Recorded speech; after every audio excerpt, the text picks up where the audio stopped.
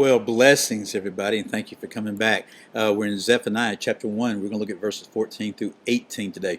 Zephaniah is one of the most amazing books because it deals predominantly with the day of the Lord. You know, I've got many books related to end-time things. We've been studying that for 20 or 25 years now in classes and stuff, and I'm amazed at how many people who write about such things rarely reference Zephaniah. They will put a verse here and a verse there, but never come back to look at the totality of what he says about the great day of the Lord. And I've just about got to the point to where if somebody doesn't really pay attention to that, I'm going, well, they don't have the full counsel of the Word of God, so I don't give their teaching much heed. Here's what we learned about the great day of the Lord. That's all we're going to look at today. That it is near, and it's near and coming quickly. Quite often people say it's near. It's been 2600 years since this was said. How can it be near? With the Lord, a day is as 1,000 years, okay? And that quickly also means another idea right there. It carries the idea that once the day of the Lord begins, it's going to be expedited quite quickly. And so he says, listen, it's going to be the type of thing that a warrior, a mighty warrior, is going to cry out bitterly because it's going to be so bad. And then he gives some description. This is the Lord speaking. It's a day of wrath, a day of trouble and distress, a day of destruction and desolation. It's a day of darkness and gloom, a day of clouds and thick darkness, a day of trumpet and battle cry against fortified cities and high corner towers. So you see it's going to be a time of turmoil that's taking place. And God says this, I will bring distress on men. The Lord's saying, I'm the one that's going to do this. I'm going to bring distress. Now hang in, this is really important. They will walk like the blind because they've sinned against the Lord.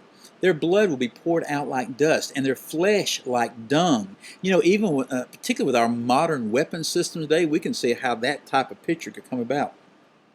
And he says, their silver and gold will not deliver them on the day of the Lord's wrath. And we'll see the context of this entire book is that he's really addressing the priest, you know, the people, leadership, businessmen and things like that, sort of the higher strata of society, shall we say.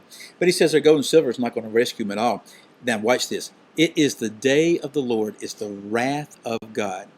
That is so important. The day of the Lord is the wrath of God. It says it right here in Zephaniah. People that teach a lot of end time stuff really get this one issue wrong. They sort of misconstrue it and think that the Great Tribulation is synonymous with the day of the Lord and the day of God's wrath. Is not. The Great Tribulation is man, particularly in the form of Antichrist, the man of lawlessness, pouring forth his anger and wrath against mankind, particularly and especially the Jewish people and the church. Okay, so that Great Tribulation is man against man. The wrath of God is God pouring forth his wrath upon unbelieving mankind. And that's what we see here in Zephaniah. He says all the earth will be devoured in the fire of his jealousy. God will make a complete end, even a terrifying end, of all the inhabitants of the earth. So just remember this. This was proclaimed long ago, but it is yet to occur in the fullness of what the day of the Lord means. Are you ready? If you're not, today is the day of salvation. I'm Dale, and I'll see you again next time.